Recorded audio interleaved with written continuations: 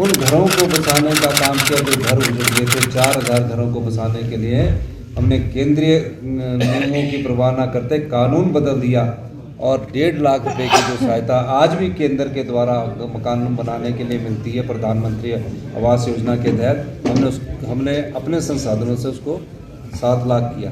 45 करोड़ रुपए का आर्थिक पैकेज हमने घोषित किया और लेकिन भारतीय जनता पार्टी विरोध करती रही। फिर देखिए, हमने जो केंद्र सरकार के नियम हैं पोस्ट डिजास्टर यानी कि आपदा के बाद जो पैसा मिलना चाहिए, कानून बनाया कि जिस भी प्रदेश में आपदा आती है उसमें केंद्र सरकार का बजटीय प्रावधान होता है। उसके तहत कानून बनाया गया है कि इस कानून के तहत आप ऑनलाइन भरिए।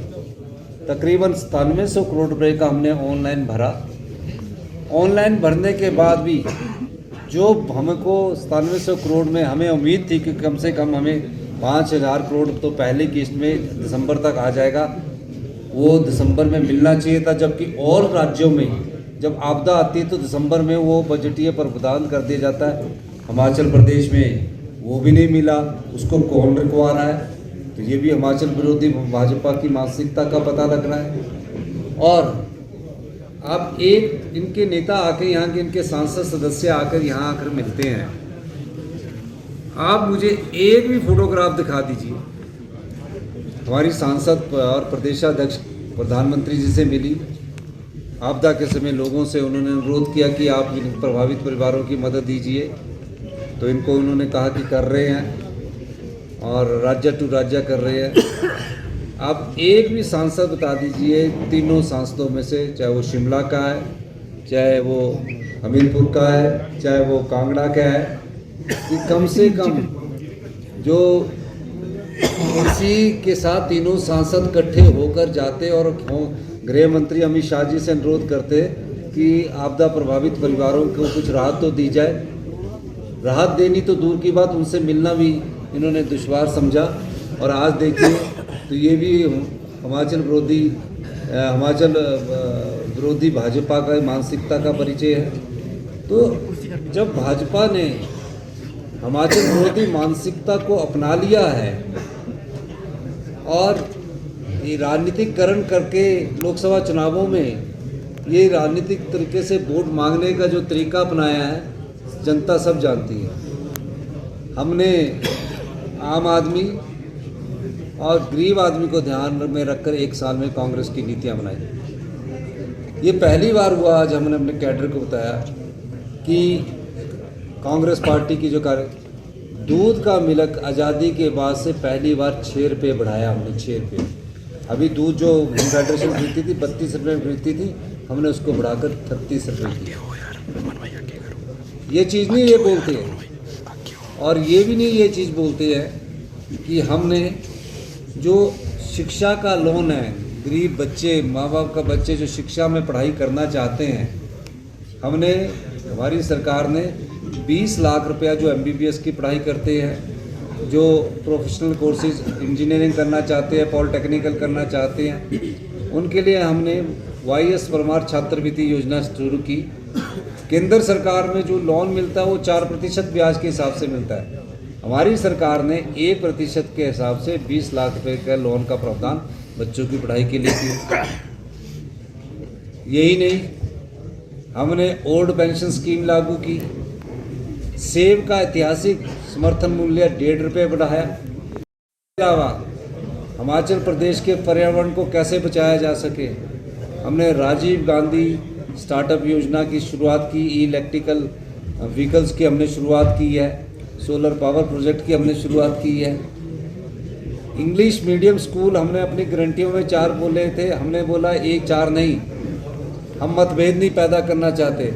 हमने अगले 70 से जो 2 महीने बाद शुरू होने जा रहा है एकेडमिक सेशन से, फर्स्ट क्लास में इंग्लिश की शुरुआत कर दी। और जो ड्रेस चुनने की जो पावर है वो भी हमने उस स्कूल के प्रिंसिपल को दी। और अब हम जब तक टीचर नहीं आता है तो period based guest faculty lecture की शुरुआत कर रहे हैं। वो मेरिट बेस पर होगा और वो सिर्फ तब तक होगा जब तक वहाँ टीचरों की नियुक्ति नहीं हो जाती।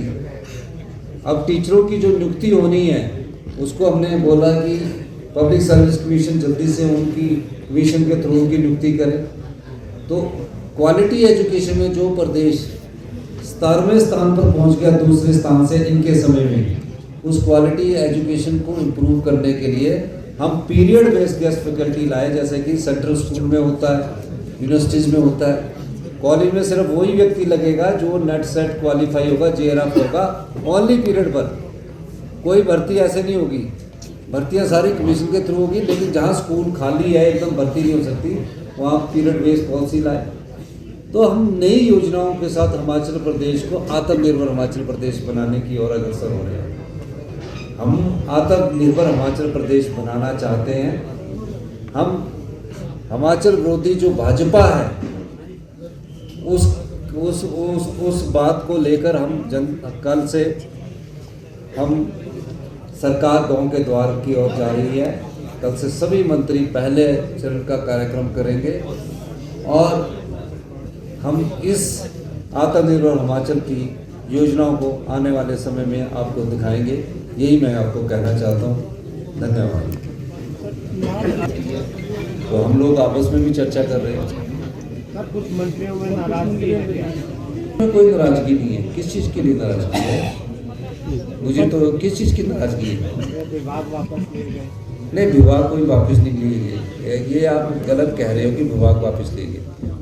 जो मेन विभाग है वो सबके मेन विभाग लिए गए। जो एडिशनल थे उस एडिशनल में उनसे संबंधित जो विभाग आए, जैसे कि कई विभागों को अभी हम रीऑर्गेनाइज कर रहे हैं, तो उनको वो विभाग दिए जाएंगे जो उनके मेन विभाग से संबंधित है। तो नाराजगी की तो कोई बात ही नहीं इसमें। सर, निगम बोर्डों में नेता है, कार्यकर्ता है, निगम बोर्डों में ताजपुशी जहाँ जहाँ हो रही है कर रहे हैं, लेकिन जब और होगी तो मैं आपको बताऊंगा। सर, कुछ बड़े चेहरे इस मीटिंग से गायब। सुधीर शर्मा है, राजेंद्र राणा है, 3 मंत्री हैं। पहले तो आप पत्रकार है, आपको ये जानकारी लेनी चाहिए कि 3 मंत्री में हर्षवर्धन जी पांडिचेरी के आ जाना है और रोहित जी बात है। सर, हर्षवर्धन जी तो जनसभा कर रहे हैं अपने क्षेत्र में। तो आगे होंगे, आज शाम आ जाना था उन्होंने, तो आज सवेरे आज शाम को उन्होंने कहा। तो और राजेंद्र राणा जी और उन्होंने मुझे फ़ोन करके बताया। कुलदीप राठौर जी नहीं, वो कोई ऐसी बात नहीं है। वो अपने उनका नेशनल लेवल पर भी ड्यूटी है कुछ MNO की, ये भी आपको याद होगा। तो जब पूरी स्टेट की लीडरशिप टॉप की बैठी हो तो ये लोग जा सकते हैं। ऐसा नहीं होता कि मीटिंग में सारे ही आए। कई बार तो हम भी एब्सेंट हो सकते हैं, वहाँ का बनाया हुआ कार्यक्रम। चंद्र कुमार जी एब्सेंट हो सकते हैं, धनीराम जी एब्सेंट हो सकते हैं, कार्यक्रम होते हैं। धन्यवाद। सर, लोकसभा चुनाव विपक्षी पार्टी है, पर 1 साल में जो उन्होंने अपनी मानसिकता का परिचय दिया है वो हिमाचल विरोधी भाजपा मानसिकता का परिचय दिया है, इसमें कोई दो राय नहीं। धन्यवाद। सर, लोकसभा चुनाव में हाथ को उतारेंगे नहीं, लोकसभा के चुनावों में हाथ को